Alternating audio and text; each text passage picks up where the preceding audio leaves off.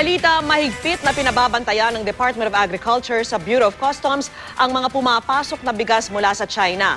Gusto kasing makatiyak ng kagawaran na hindi maipapasok ang mga bigas na may halong nakalalasong cadmium. Saksi si Mark Zambrano. Hindi pa naman daw bawal magpasok sa bansa ng mga bigas mula China. Pero hiniling na ng Department of Agriculture sa Bureau of Customs na suriin at tiyaking walang nakalalasong cadmium ang mga ipinapasok na bigas sa bansa.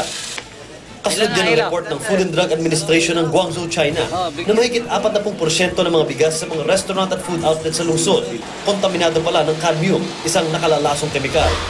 Kapag nakain, nagdudulot ang cadmium ng problema sa paghinga, pagtunaw ng pagkain at may epekto rin sa tibay ng buto. Isang Chinese government-owned company ang napabalitang nagbebenta ng mahigit 10,000 tonelada ng bigas mula pa noong 2009 ayon sa Guangzhou FDA.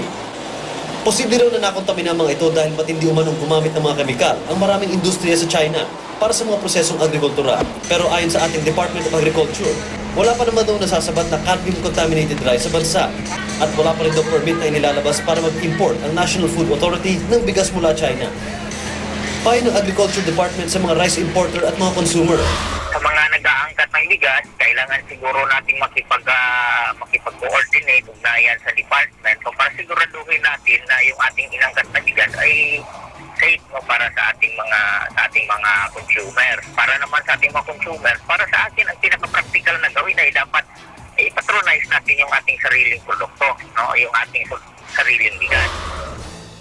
Bukod sa bigas, binabantayan din ng mga rice-made product tulad ng bihon at rice noodles. Alam natin, ang daming produkto na rice-based, no? Meaning bigas yung ginagamit as raw material.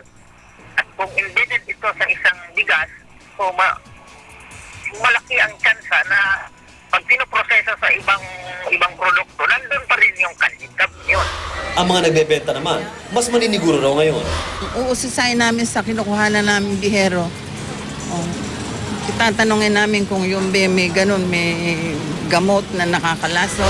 Sinasahin ko muna para alam ko kung ano sasabihin ko sa customer. Ako si Mark Zambrano, ang inyong saksi